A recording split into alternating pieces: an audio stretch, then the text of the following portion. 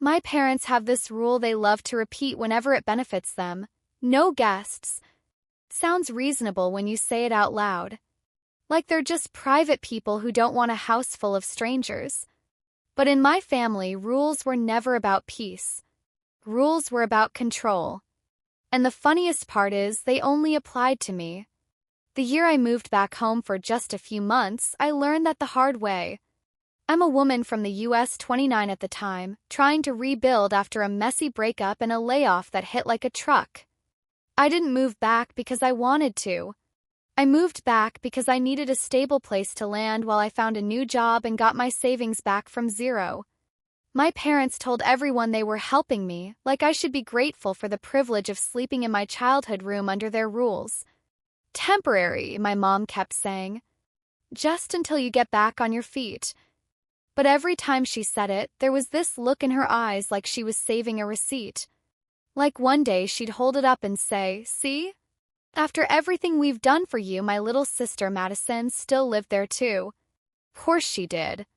Madison was the golden child. 24, social, cute, always going through so much, even when her biggest problem was deciding whether her friends should come over for wine night or for game night. She could do no wrong because my parents liked her story better. Madison made them look like fun, supportive parents. I made them look like people who had an adult daughter who came back home. The first week I moved in, I asked one simple question. "Can I have my friend over for dinner on Friday?" Her name was Tessa, my best friend since college. She'd been the one who helped me pack my apartment and didn't judge me when my life fell apart. We weren't trying to party. We were trying to eat takeout and watch a dumb movie in my room like we used to. Mom's face changed instantly. "No," she said, like I'd asked to bring a wild animal into the house. "No guests." Dad didn't even look up from his phone.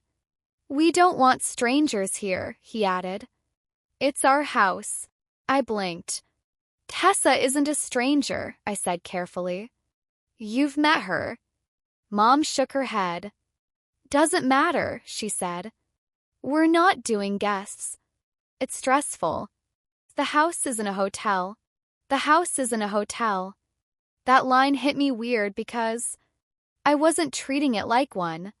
I was trying to have one person over for 2 hours.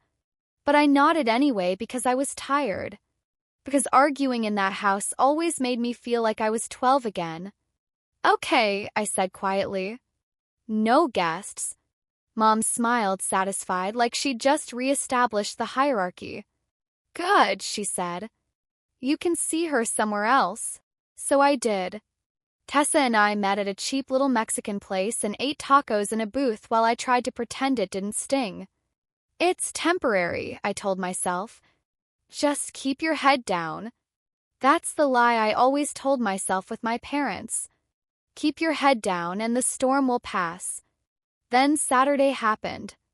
I came home from a long walk because I didn't want to be in the house while my parents watched their shows and judged my job search like it was a performance review, and the first thing I heard was music. Not family music. Loud, bassy pop. And laughter. A lot of laughter. I stepped into the living room and saw shoes everywhere. Pranger's shoes. At least 10 pairs. Couch was full. The dining table was full.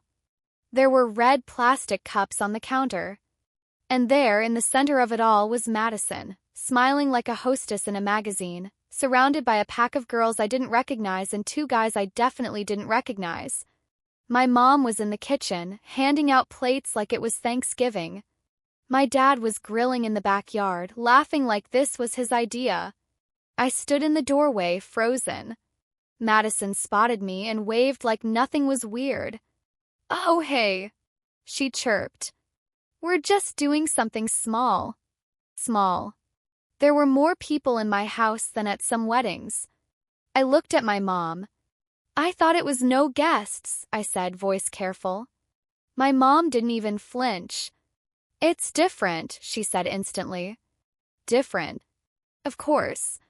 I kept my face neutral. "How is it different?" I asked. Madison rolled her eyes like I was being annoying. It's my friends, she said. They're basically family. I felt my stomach tighten. Basically family. Tessa, my best friend for a decade, wasn't allowed in the house. But Madison's random friend group could fill every room like a college party. Dad walked in, wiping his hands on a towel. "What's the problem?" he asked.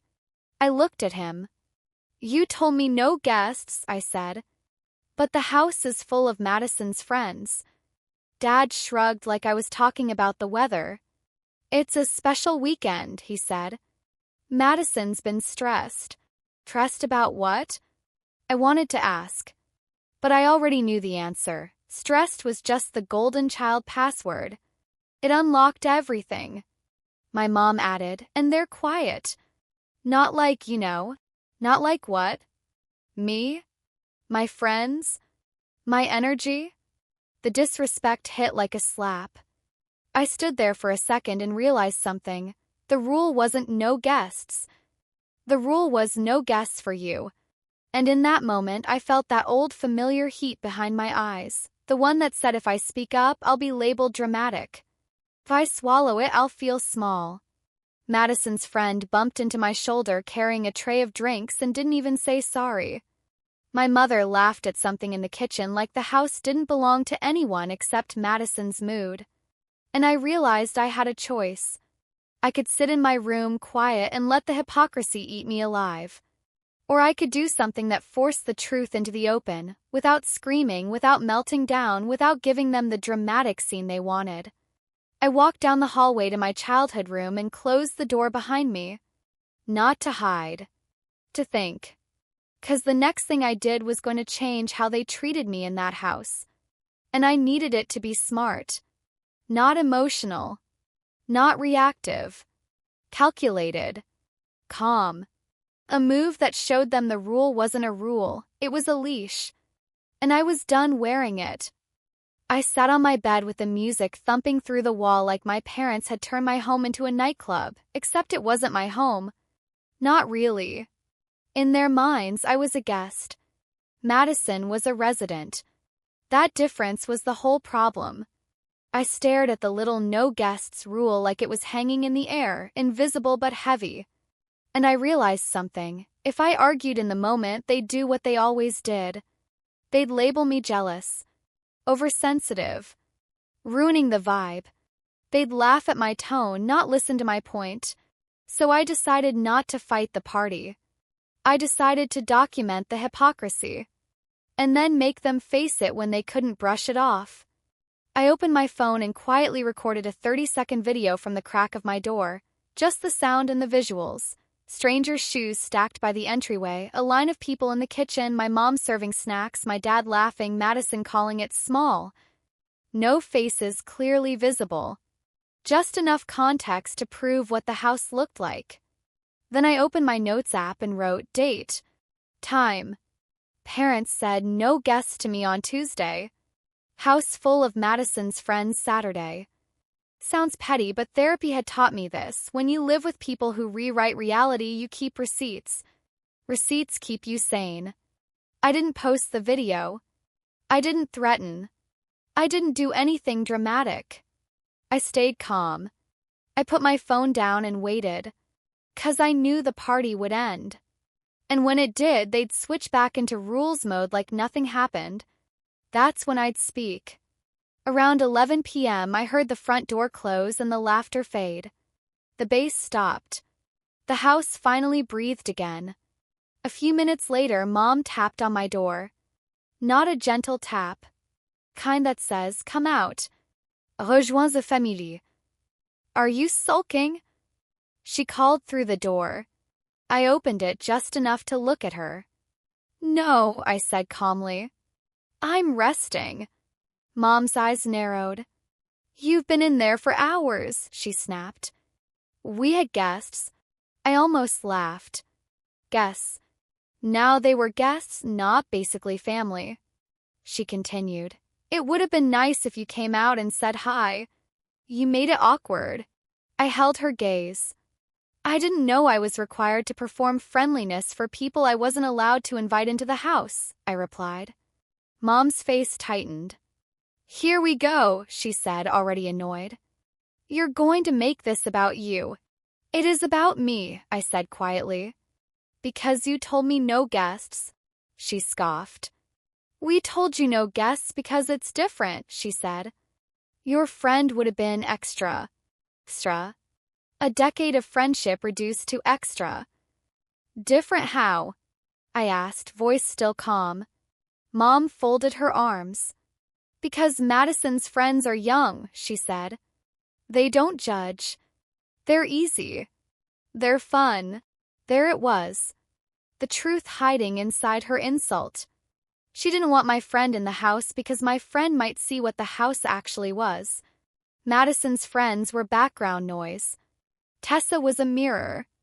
Dad walked down the hallway, drawn by the tension like he always was, ready to end it by making me the problem. What's going on? He asked. Mom turned to him. She's upset, she said like I was a child. Because Madison had friends over. Dad sighed. Seriously? He said, looking at me like I was exhausting. It was one night. I nodded. Right, I said. One night where the no guests rule disappeared. Dad frowned. We never said Madison couldn't have friends, he argued. I stared at him. Yes, you did, I said. When I asked to have one friend over, you said no guests and this house isn't a hotel. Dad's eyes flicked away. That tiny movement told me everything. He remembered. He just didn't want to admit it. Mom jumped in quickly. Stop keeping score, she snapped. This is why therapy is messing you up. You pick at everything. My heart pounded, but I stayed steady. I'm not keeping score, I said. I'm asking for fairness. Mom laughed, sharp and dismissive. Fairness, she repeated like it was childish. Emily, you're living here for free. There it was. The receipt. The leverage. So that means I don't deserve consistent rules? I asked. Dad rubbed his forehead. You're making a mountain out of nothing, he said. Madison had a hard week. Madison. The magic phrase again. My mom stepped closer.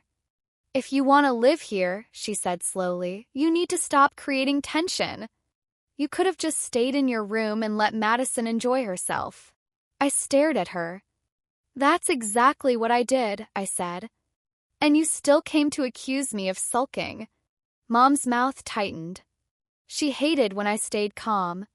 Calm didn't give her anything to grab. Dad leaned against the wall and tried a softer tone like he was negotiating with a toddler.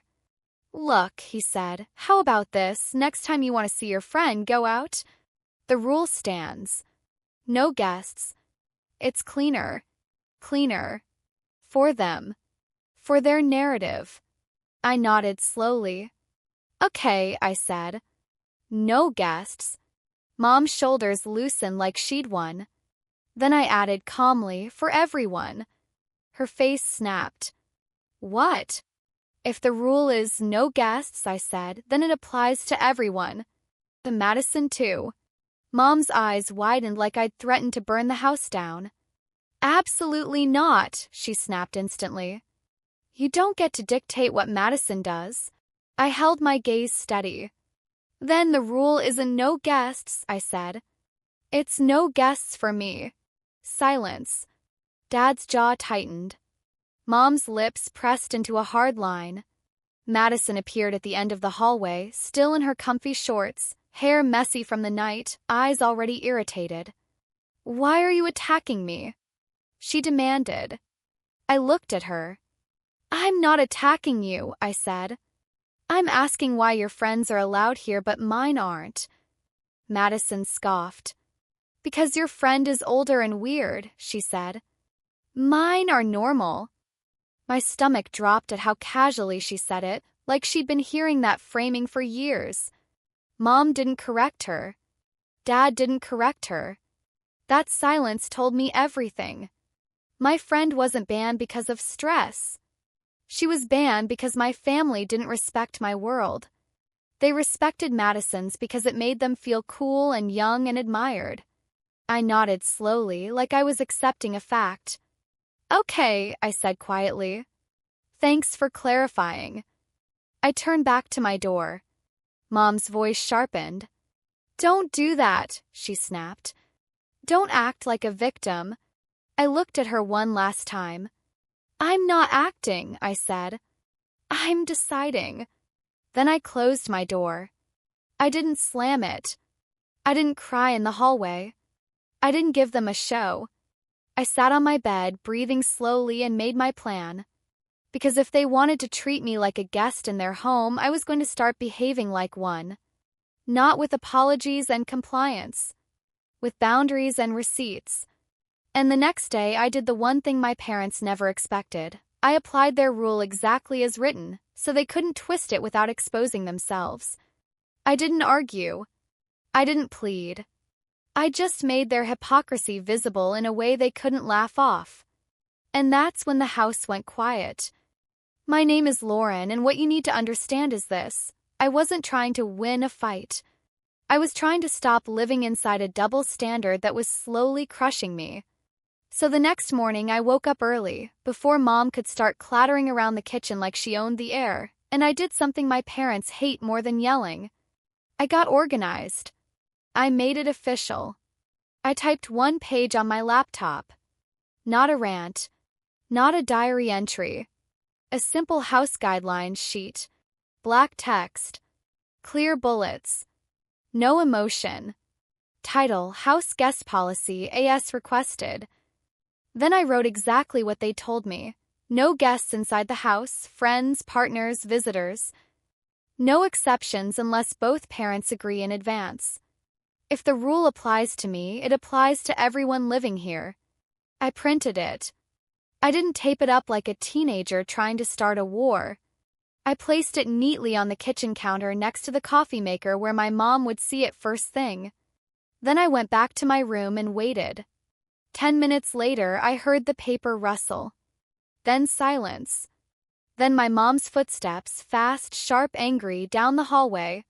She knocked once, then opened my door without waiting because privacy was always optional for me. She held the paper in her hand like it was evidence of a crime. What is this? She snapped. I sat up slowly, calm. It's the guest rule, I said. Typed out so there's no confusion. Mom's eyes narrowed. You're trying to embarrass us, she hissed. No, I said evenly. I'm trying to understand the rule. If it's no guests, then it applies to Madison too. Mom's mouth tightened. Madison lives here, she snapped. So do I said. The air went still. My mom hated that. A calm sentence that couldn't be twisted without revealing the truth. She waved the paper. We never said Madison can't have friends, she barked. You said no guests, I replied. That was the wording. Mom's face flushed. You're being technical, she snapped. You're being disrespectful. I nodded once. I'm being consistent, I said. You taught me to follow rules. Her nostrils flared. This is why you're back here, she said, voice dripping. Because you don't know how to handle life. You make everything a confrontation. I felt the sting, but I didn't move. I'm back here because I lost my job, I said quietly.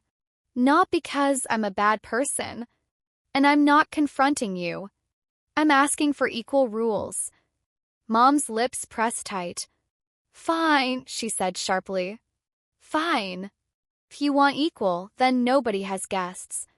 Happy. She threw the paper onto my bed like she'd slapped me with it and walked out. I stared at the page. She said it like a punishment. But I heard something else, she'd agreed. And now she was trapped by her own words. Because if she broke that rule again for Madison, the hypocrisy wouldn't be a vibe. It would be a documented decision. 2 hours later, Madison walked into my room without knocking because she learned it from Mom, holding her phone, already irritated. Why are you being weird? She demanded. Mom's mad because of you. I stayed calm. I'm not being weird, I said. I'm following the rule. Madison rolled her eyes. It's not a rule, she snapped. It's just, Mom didn't want your friend here. There it was. She said it like it was obvious. Like the house had two sets of laws and I was supposed to accept mine quietly. Why? I asked, soft but direct. Madison shrugged. Because your friend judges, she said. She's older. She looks at Mom like she's... I don't know. Like she's fake. My stomach tightened. Tessa doesn't judge, I said. She notices. Madison smirked. Same thing, she said. Then she leaned closer, voice lower. Also, your life is kind of a mess right now. Mom doesn't want your mess in the living room. That hit like a clean slap. Not because it was clever. 'Cause it was true that they saw me that way.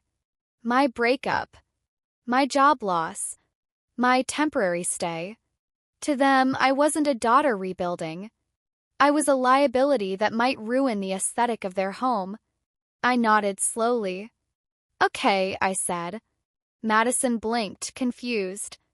Okay, she repeated. I looked at her, calm. Thanks for being honest, I said. Now I know what I'm dealing with. Madison's eyes narrowed. Don't do that calm thing, she snapped. It's annoying. I almost smiled. Because calm was the one thing they couldn't control. Madison huffed and left. The day stayed quiet after that. Too quiet. The kind of quiet where you can feel people reorganizing behind your back. And sure enough, around 4 p.m., I heard my parents in the kitchen talking in low voices. Not whispering like they were scared. Whispering like they were plotting. That night at dinner, Mom served food like everything was normal. The same domestic performance she always did after conflict, like she could reset the house by turning on family mode. She placed plates down, smiled too tightly, and said, So, everyone understand the guest rule now? Madison stabbed at her salad. Dad stared at his plate. I nodded calmly. Yes, I said. Mom's smile twitched. Good, she said. Because we're not doing this drama again. Drama. Of course. Then Dad cleared his throat. Madison has a birthday thing next weekend, he said carefully. Just a few friends, nothing crazy. My mom shot him a look that said, Shut up. Madison perked up. Yeah, she said. Just a few. Like 5. I slowly set my fork down. My pulse didn't spike. My voice didn't shake. I just looked at my mom. So the rule is already changing, I said. Mom's smile hardened. It's her birthday, she snapped. That's different. I nodded. Okay, I said. Then I'll have Tessa over for my birthday too. Madison snorted. Your birthday isn't for months, she said. I kept my eyes on Mom. The rule is either real, I said calmly, or it's a tool to control me. Dad sighed. Mom's face flushed.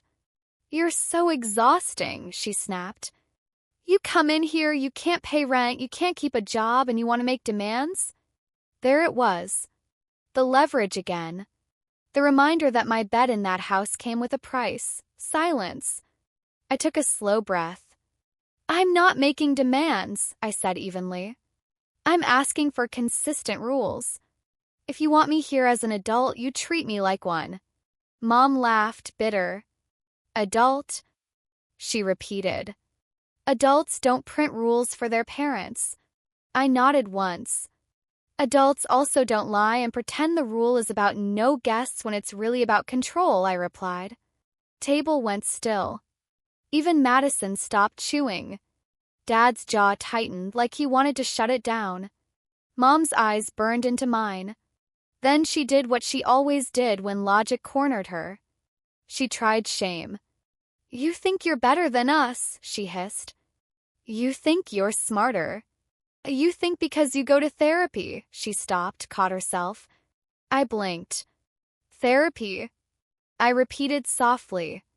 Mom's face froze. Dad looked down. Madison looked up, surprised. I hadn't told them I was in therapy, which meant someone had been digging, or someone had been listening at doors. My mom's lips pressed into a hard line. See, she snapped. There it is. Weakness. That's why you're acting like this. My heart pounded once hard, but my voice stayed calm. No, I said quietly. Therapy is why I'm not yelling right now. Mom's face twisted. Don't talk to me like I'm the problem, she snapped. I looked at her steadily. Then stop acting like I'm the problem for wanting basic fairness, I said. I stood up, pushed my chair in gently, and said the sentence that changed the whole week. If Madison has guests next weekend, I said calmly, then I'm having Tessa over too. Not to be petty. Because I'm done living under rules that only apply to me. Mom's mouth opened. Dad inhaled sharply. Madison's eyes widened. I didn't wait for permission. I walked to my room and closed my door, quietly, firmly. And that night, for the first time since I'd moved back, I didn't feel small. I felt dangerous to their script. Because now they had a choice they couldn't escape. Either admit the rule was fake or let me have the same freedom Madison had always had. And the next weekend was going to force that choice into the open. The week leading up to Madison's small birthday thing felt like living inside a house that was pretending nothing was wrong while quietly sharpening knives. My mom was extra sweet in that tight, performative way, asking if I wanted coffee, offering me leftovers, acting like the dinner table blow-up never happened. That's how she reset control, erase the conflict, then punish you for remembering it. Dad avoided eye contact like he was hoping the problem would dissolve if he stared at his phone hard enough. Madison walked around like a queen preparing for her coronation, making little comments under her breath when she passed my door. Miss Fairness, she muttered once. I heard it. I didn't respond. Because the plan wasn't to fight. The plan was to follow the rule exactly as written and let them expose themselves. Friday morning, I texted Tessa. One sentence. No drama. Me, can you come over Sunday at 6? Dinner at my parents' place. I'll keep it simple. Tessa replied almost immediately. Tessa, are you sure they're okay with that? I stared at her message, then typed the truth. Me, they said no guests unless both parents agree. They're allowing Madison's friends. So yes, I'm sure. Tessa, I'm in. And I'm proud of you. My throat tightened. I didn't answer with a speech. I just wrote, me thanks. See you Sunday. Saturday night was Madison's party.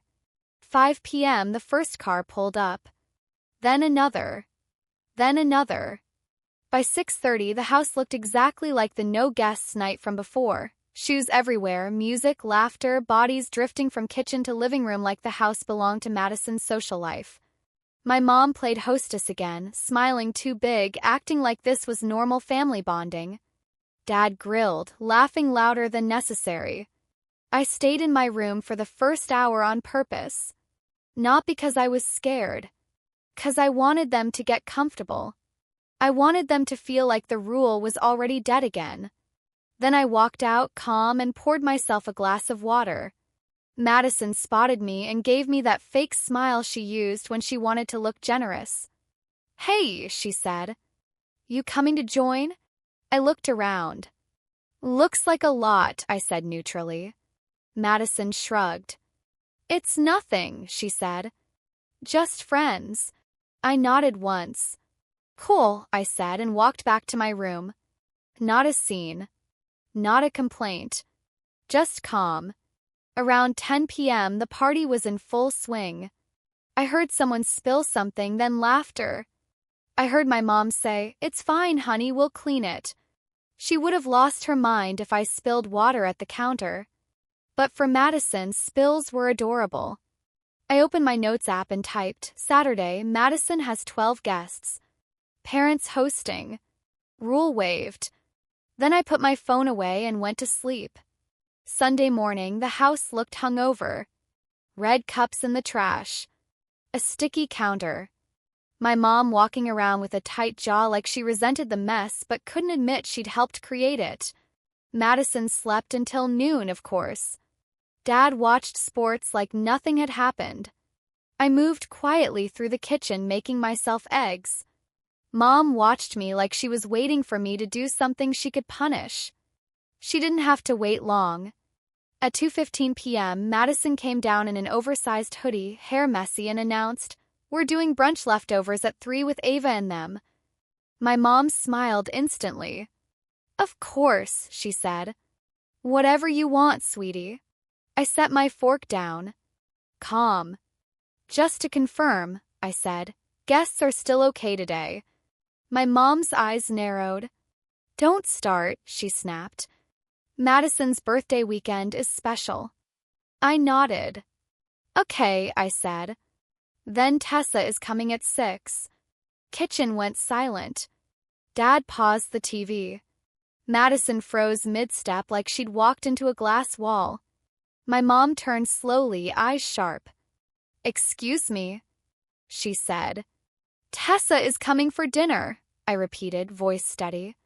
"You've met her. She'll be here at 6. My mom's face flushed. "Absolutely not," she snapped. "We are not doing guests," Madison scoffed. "Are you kidding me?" she said.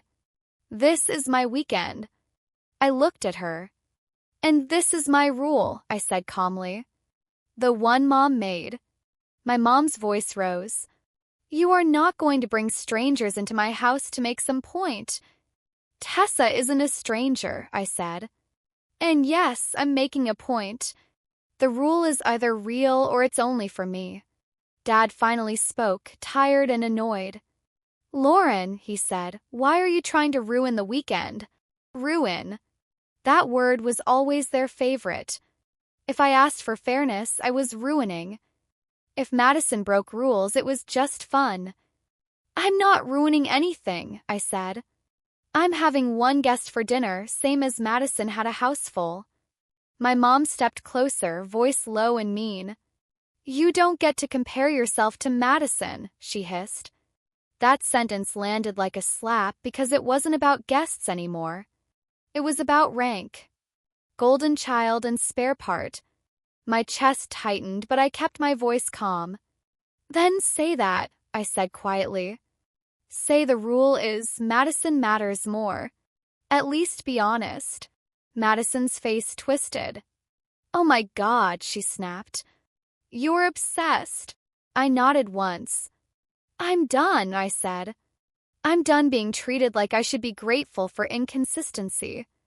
Mom pointed toward the door like she was casting me out. "If you don't like it, leave," she spat. There it was. The exile threat. The ultimate weapon. I stared at her, feeling my heartbeat slow instead of spike. 'Cause I'd expected this. "Okay," I said softly. Dad blinked.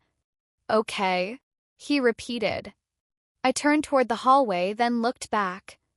"Tessa is already coming," I said. "If she arrives and you tell her she can't come in, that's your choice. But you will be the one explaining why Madison had 15 guests and I can't have one." My mom's mouth opened, furious. Madison rolled her eyes hard. Dad looked trapped. I walked to my room, shut the door, and sat on my bed with my phone in my hand. My fingers hovered over Tessa's contact. I wasn't calling to cancel. I was calling to warn her what she was walking into. And as the clock moved closer to 6, I realized the real test wasn't whether my parents would allow her in. The real test was whether I would fold when they tried to embarrass me in front of the one person they'd always treated like a threat. Because if I folded, the rule would stay forever. If I didn't, something in that house would break, either the fake rule or my role in the family. And honestly, I was fine with either. At 5:52 p.m., my phone buzzed. "Tessa, parking now." I stared at those 2 words like they were a match over gasoline. My stomach tightened, but my hands were steady. I texted back, "Me, just stay calm." I'll handle it. Then I stood up, smoothed my sweater, and walked out of my room like I wasn't walking into a firing squad. The living room was birthday weekend chaos. Madison's friends were still there. Ava, two other girls, one guy sprawled on the couch like he paid rent. There were empty plates on the coffee table. My mom was in the kitchen, tense, wiping a counter that was already clean like scrubbing could erase the situation. Dad hovered by the TV, remote in hand, pretending he wasn't listening. I didn't announce anything. I didn't do a dramatic entrance. I simply walked toward the front door and opened it. Tessa stood there holding a small paper bag and wearing that careful smile people wear when they know they might not be welcome. "Hey," she said softly. "I brought dessert." My mother appeared behind me instantly, like she'd been waiting to intercept. "Oh," she said, voice high and fake. "Hello." Tessa smiled politely. "Hi, Mrs. Carter," she said. "Thanks for having me." Mom's smile didn't reach her eyes. "Lauren didn't clear this," she said, looking at me instead of Tessa. Like Tessa wasn't even a person. Like she was a package that arrived without permission. I kept my tone calm. "Yes, I did," I said. "We have a guest policy sheet on the counter. No guests unless both parents agree. You agreed when you hosted Madison's friends all weekend." Mom's face tightened. "This is not the time," she hissed. Tessa's eyes flicked between us, careful. Dad walked closer, nervous. Madison sat up on the couch like she was watching a show. "What's going on?" Ava asked, smiling like she smelled gossip. My mom turned to Tessa with that bright, performative tone again. "Tessa, sweetie, it's nothing personal," she said. "We just don't do guests." Tessa nodded slowly. "Oh," she said. You thought wrong," Madison cut in from the couch, laughing a little. "This is family weekend." My stomach dropped at how casual she was. Like humiliating me in front of my best friend was entertainment. I looked at Madison calmly. "Family weekend," I repeated. "With your friends." Madison rolled her eyes. "They're basically family," she said again. That phrase hit Tessa like it hit me the first time. I watched her face shift, tiny but noticeable. Not offended. Observant. Like she'd just connected the dots. My mom stepped forward, voice sharpening. "Lauren," she snapped quietly, "take her somewhere else. Go out. You want dinner, go to a restaurant." "Not here." Kept my voice level. "That's fine," I said. "But I'm not going to pretend this is a no-guest house while Madison has had people here non-stop." Mom's cheeks flushed. "Stop embarrassing me," she hissed. Dad rubbed his forehead. "Lauren, please," he murmured. "Let's not do this." I looked at him, calm. "I'm not doing anything," I said. "I'm standing at the door with one guest. The house is already full of Madison's guests." Then I turned to Tessa. "We can leave," I said gently. "But I need you to hear something first." Mom's eyes widened. "Lauren, no," I said softly, still calm, and looked at Tessa. "This isn't about you. It's about a rule that only applies to me." Tessa nodded once, slowly, like she understood more than I'd even said. Then she did something that stunned my mother. She smiled politely and addressed her directly. "Mrs. Carter," she said, voice calm, "I completely respect house rules. I just want to clarify because I don't want to misunderstand. If your rule is no guests, why are there guests already here?" The room went silent. Ava's smile dropped. Madison stopped chewing.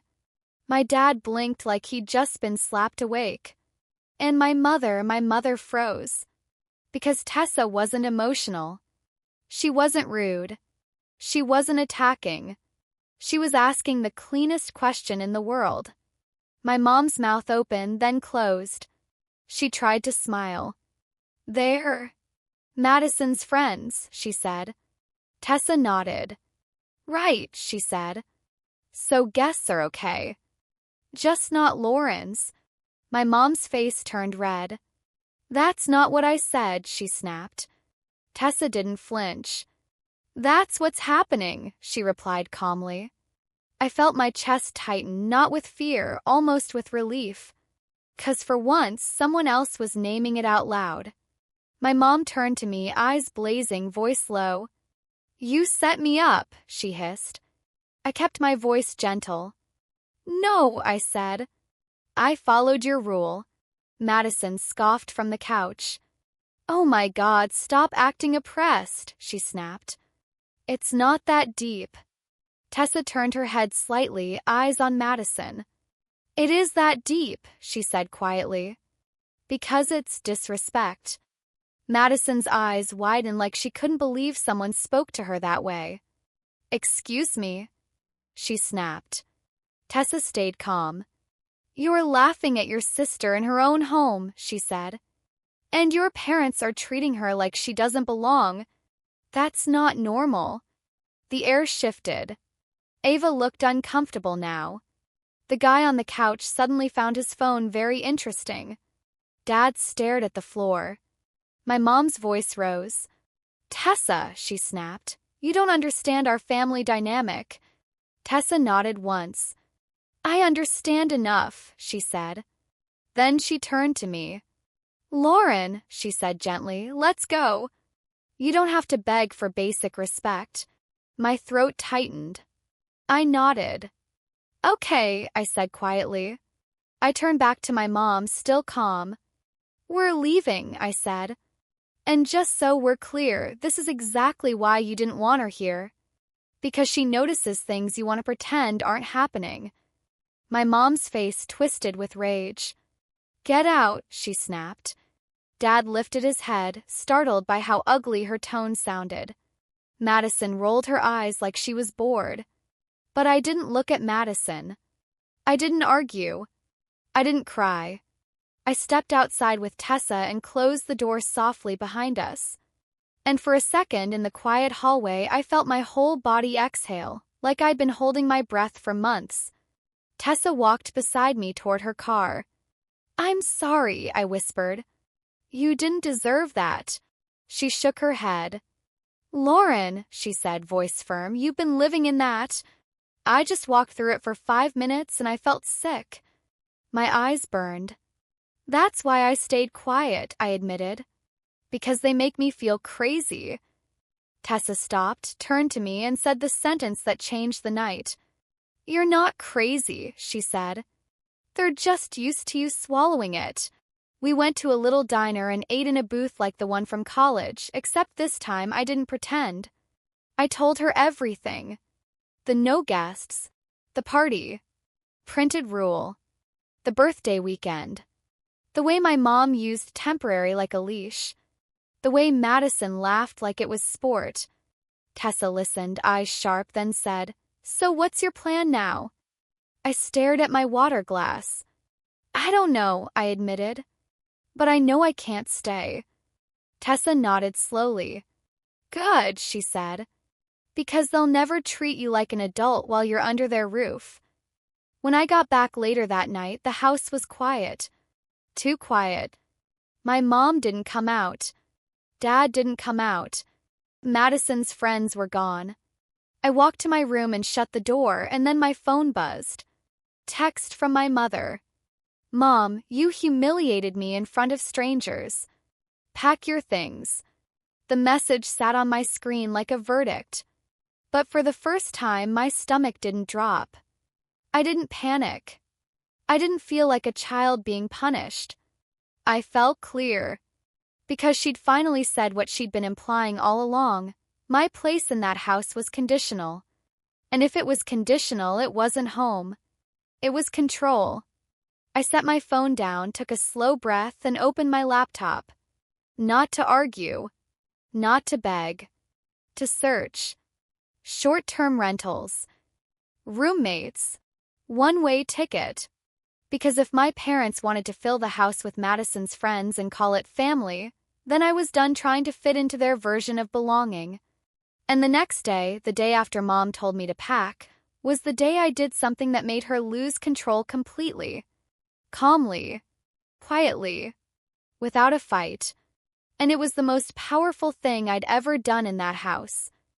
I read my mom's text again, "Pack your things," and something in me went quiet. Not numb, clear, because this wasn't a surprise. It was just the first time she'd said the threat out loud instead of dressing it up as boundaries or stress. My place in that house was conditional. Madison's was permanent. So I did what they never expected me to do. I didn't beg. I didn't argue. I didn't send a long paragraph trying to prove my worth. I replied with 4 words. "Me okay. I'll be gone." Then I put my phone face down and started packing like a professional. Not like a daughter in trouble. Like a tenant leaving a toxic lease.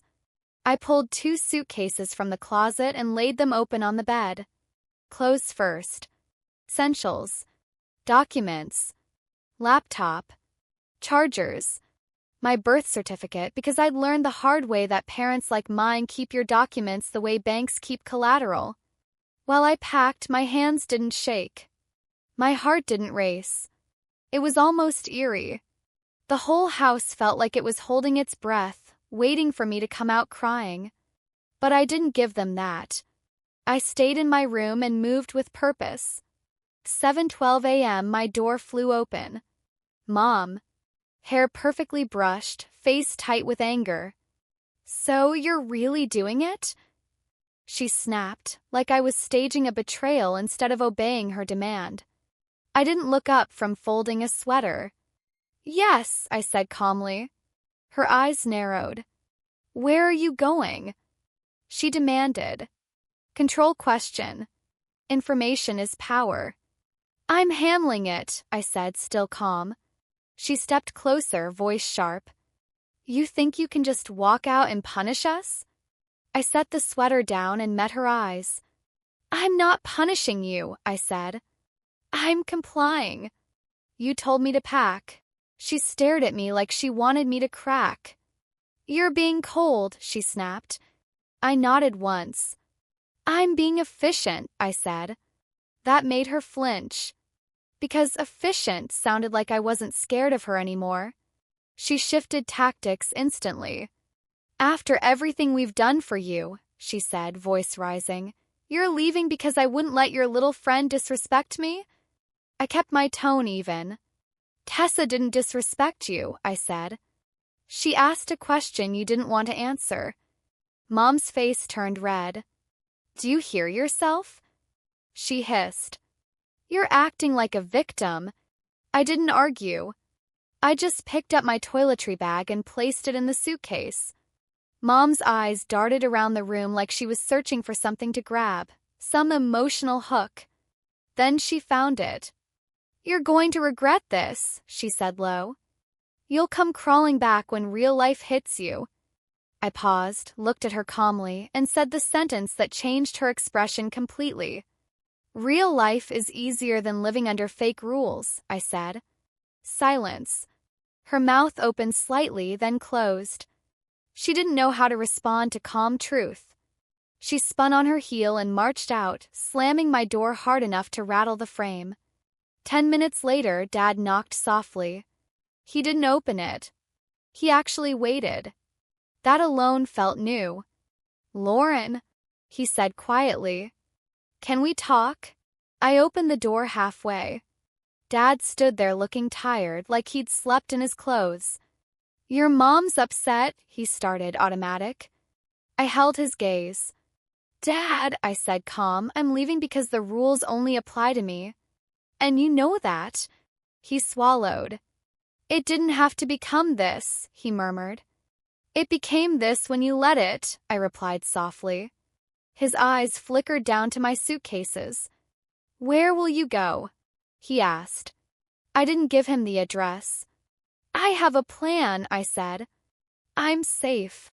Dad nodded slowly, like he wanted to say something meaningful but didn't have the muscle for it yet. "I'll talk to your mom," he said weakly.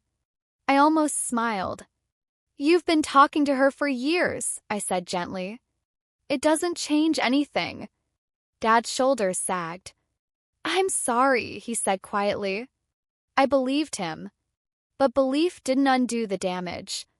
I know, I said. But I still have to go. He nodded once and walked away. Then Madison appeared in the hallway wearing slippers and that smug, sleepy look like she'd won. Wow, she said, dragging the word out. You're really leaving over a guest rule? I kept packing. I'm leaving over respect, I said. Madison laughed. You're so dramatic, she said. You could have just waited until you got a job. I zipped one suitcase and finally looked at her. I did wait, I said calmly. I waited while you had guests. I waited while rules only applied to me. I waited while Mom made me feel like a temporary inconvenience in my own childhood home. Madison's smile twitched. You're blaming me, she snapped. No, I said. I'm describing reality. That phrase, describing reality, made her face harden. Fine, she said, shrugging. Go. But don't come back when you fail. She walked off like she'd dropped the mic. I watched her go and felt something settle in my bones. She wanted me to fail. Not because she hated me, but because my failure kept her role safe. If I stayed small, she stayed golden.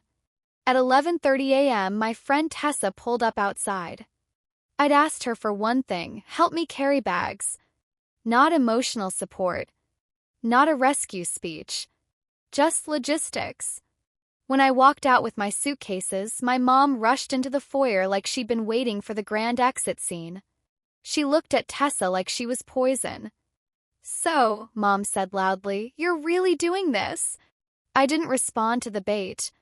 I lifted my suitcase handle. Mom's voice sharpened. You're leaving your family for some friend, she snapped. Tessa didn't even blink. She smiled politely and said, she's leaving because you told her to. My mom's face went rigid. She turned to Dad like she expected him to defend her. Dad didn't move. That silence was loud. My mom's jaw clenched. Lauren, give me your spare key, she ordered like she was still in control. I reached into my pocket, pulled out the key, and placed it on the entry table. Here, I said calmly. And just so we're clear, this wasn't about a key. It was about you deciding who belongs. Mom's eyes went wide, furious. Get out, she snapped. Fine, I said softly. I am. I walked out without crying, without shouting, without a goodbye speech.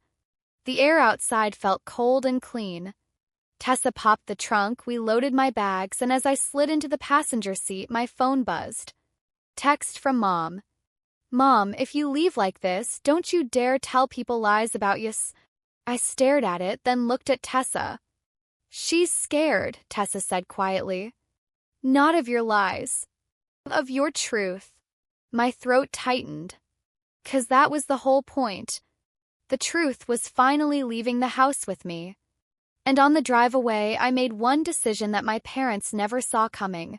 I wasn't going to disappear quietly. I wasn't going to smear them online. I wasn't going to wage a public war. I was going to do something cleaner, something that forced accountability without drama, something that made their no guests rule collapse under its own hypocrisy in the one place they cared about most, their image. I didn't post about it. That's what my mom expected. Some dramatic rant, some poor me story she could screenshot and show people like evidence that I was unstable. I gave her nothing. No status. No vague quotes. No passive-aggressive captions. I stayed quiet on purpose. Because the quiet scared her more than anger ever could. It meant I was thinking. It meant I was building a life she couldn't monitor. For the first week, my mom sent messages through Dad. Dad, your mom says you can come back if you apologize. Dad, she didn't mean it like that. Dad, just keep the peace. I replied once, calmly. Me, I'm safe. I'm not coming back. Please stop passing messages. Then I muted him too. Not blocked, muted. Because I wasn't cutting Dad off as punishment. I was cutting off the pipeline of pressure. Madison didn't text me at all. That told me she felt like she'd won. And when the golden child thinks she's won, she gets sloppy. 2 weeks later, my cousin Jenna invited everyone to a family brunch at her new place. The invite came in a group chat with 15 people. My mom responded instantly with heart emojis and, "So excited!" like nothing had happened. I didn't respond. I wasn't sure if I'd go. Tessa and I were splitting groceries and rent in a small sublet. I was job hunting hard. My life was fragile but quiet. And then Jenna messaged me privately. "Jenna, are you okay? My mom said you ran away. Something about therapy?" My stomach tightened. Therapy. Again. My mother was already shaping the story. I took a breath and answered Jenna with one calm paragraph. "Me, I'm okay and safe. I didn't run away. Mom told me to pack after I tried to have one friend over for dinner. The same weekend the house was full of Madison's friends. I left because the rules only applied to me. That's it. No insults. No labels. Facts." Jenna replied 5 minutes later, "Jenna, that's insane. Do you want to come to brunch? You can sit by me." I stared at the message. I wasn't trying to expose my mom, but I also wasn't going to let her rewrite my life as a mental breakdown. So I decided I'd go. Not to fight. To exist. Calmly. And let reality do what reality does. Brunch day, I showed up alone. I wore jeans, a clean sweater, and the kind of calm expression you wear when you've been through chaos and survived it. The moment I walked into Jenna's kitchen, the room shifted. My mother froze with a mimosa in her hand. Madison's eyes flicked up, then away like she'd seen a ghost. Dad looked startled, then guilty. Jenna hugged me a little too hard. "I'm glad you came," she whispered. I nodded. "Thanks," I said softly. I didn't greet my mom first. Not rudely. Just neutrally. Because she wasn't entitled to my opening line anymore. My mom recovered quickly and did her public mode smile.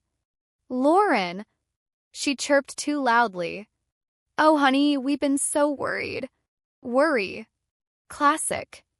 I smiled politely. "I'm safe," I said calm. "Thanks." My mom's smile twitched. "We didn't know where you were," she said, eyes shining like she was performing for the room. "You just disappeared." Jenna's husband leaned in like he was listening to a podcast. Madison sipped her drink like she was bored. I didn't take the bait. I simply said, "I told you I was leaving. You texted me to pack." My mom's face tightened. "I said that because you embarrassed me," she snapped, then caught herself and laughed lightly like it was a joke. "You know how you get." The room went quieter. My aunt paused mid-laugh. Someone's fork stopped clinking. Because my mom's tone had slipped for a second, sharp and blaming. I kept my voice steady. "I didn't embarrass you," I said calmly. "I brought one guest the same weekend Madison had a house full." Madison's head snapped up. "Oh my God," she sighed. "Are you still on that?" I looked at her calmly. "Yes," I said. Because it wasn't about guests. It was about respect. My mom's eyes widened, warning. She wanted me to shut up. To keep it in the family. But she was the one who'd already taken it outside the family by telling people I ran away. If she could speak, so could I. Jenna set a plate down and said, "Wait, Madison had people over but Lauren couldn't have one friend?" My mom laughed too sharply. "It's not like that," she said. "Lauren's friend is intense. She doesn't respect boundaries." I didn't raise my voice. I simply turned to Jenna and said, "Tessa asked one question. If it's no guests, why are there guests already here?" Jenna blinked. "That's a normal question," she said slowly. My mom's jaw clenched. "You're twisting it," she snapped. Dad cleared his throat. "Let's not do this here," he said, the old pattern. I looked at him calmly. Then don't spread a story about me running away, I said. Because I won't stay quiet to protect an image that hurts me. Silence. Real silence. The kind where people feel the truth landing. My aunt, who usually defended my mom, said slowly, "You told people she was unstable." My mom's head whipped around. "I did not," she snapped. Jenna pulled out her phone. "Actually," she said hesitantly, "you did mention therapy in the group chat." Madison's face went pale. Dad looked like he wanted to vanish. My mom's smile was gone now. "I was worried," she hissed. As a mother, you also told her to pack," Jenna said, voice sharper now. My mom's eyes flashed. "Because she was disrespectful," she snapped. I finally said the line I'd been holding for weeks. Calm.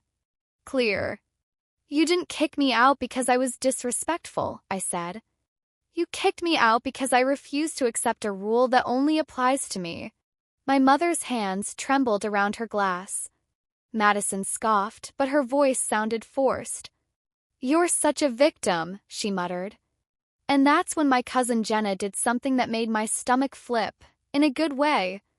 She looked at Madison and said, "If you think it's not a big deal, why didn't you give up your guests so Lauren could have hers?" Madison's mouth opened, then closed. No answer. 'Cause there wasn't one. The golden child doesn't give up privilege voluntarily. My mom tried to regain control with laughter. "This is ridiculous," she said loudly. "We're here to celebrate. Lauren is making everything about herself." But the room had changed. People weren't laughing with her.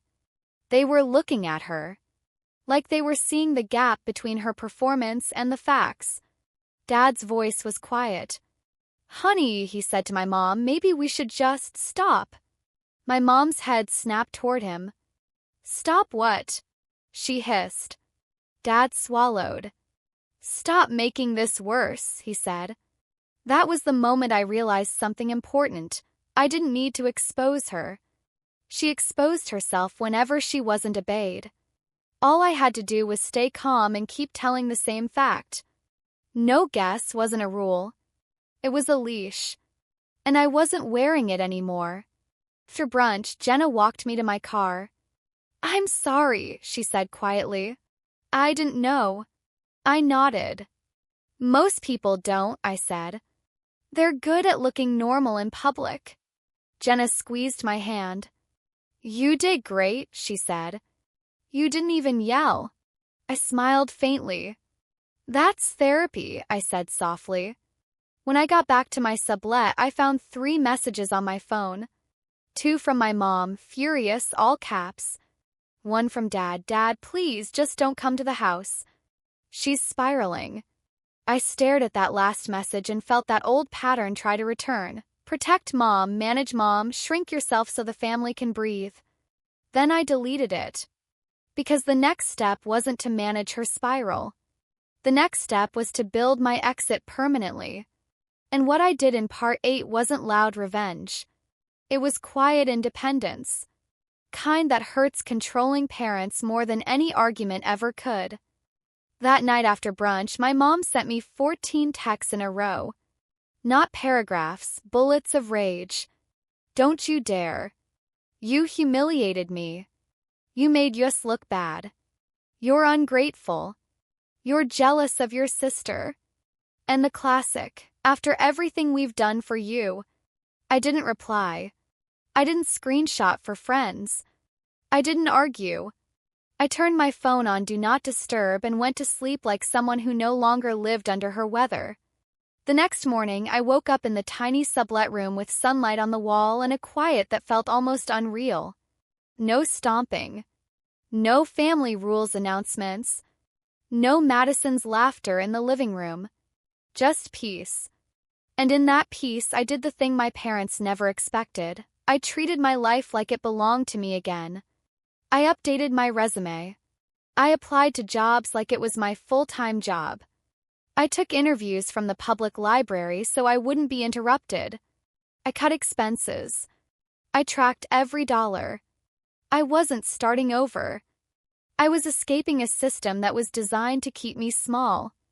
2 weeks later, I got a contract gig, nothing glamorous but steady. Enough to stop panicking when I bought groceries. A month after that, I got a real offer, remote design work for a small agency. Not a dream salary, but consistent. And consistency is freedom when you're trying to leave a controlling home permanently. I didn't tell my parents right away. I didn't announce it. I didn't look for applause. I just signed the offer letter and felt my spine unclench. Then I did the next step. I found a studio. Tiny. Older building. Thin walls. But it was mine. No one could pack your things me out of it. I moved in on a rainy Thursday with 2 suitcases, a borrowed air mattress, and a lamp Tessa found on Facebook Marketplace. When I locked the door behind me, the silence felt like a blessing. That night, I cooked pasta in a pot that was too small and ate it standing up because I didn't even own a table yet. And I realized something. I'd rather eat standing in my own space than sit at a beautiful dining table in a house where I wasn't allowed to exist fully. The funny part, maybe the saddest part, was what happened back at my parents' house after I left. Because once I was gone, the no guests rule didn't disappear. It shifted. Like a weapon looking for a new target. Madison didn't tell me directly, of course. But Jenna did, because once you see the pattern, you can't unsee it. "Jenna, you won't believe this." Madison called me crying. Mom and Dad said no guests now. I stared at my screen, heart beating slow. "Me, for real?" "Jenna, yep. Madison tried to bring friends over and your mom said the house is too stressful." She used the exact words. "This house isn't a hotel." I felt something cold and clean move through me, not joy, not revenge. Just inevitability. 'Cause control always needs someone to control. When the scapegoat leaves, the system doesn't heal. It just reassigns roles.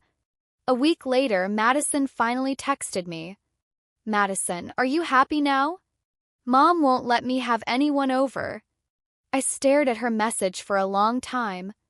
10 years ago, I would have apologized. I would have soothed her. I would have taken responsibility for the atmosphere even from miles away. But therapy had taught me not to catch other people's chaos like it was my job. I replied with one sentence. "Me, I didn't create their rules.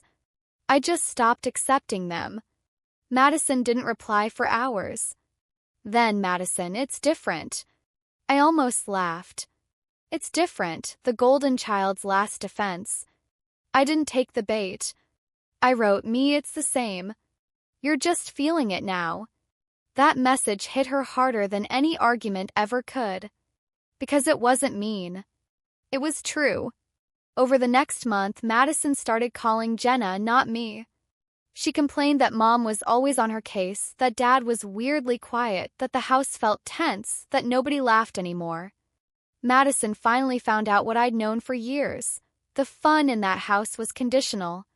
It existed as long as someone else was carrying the discomfort. When that someone left, the fun died.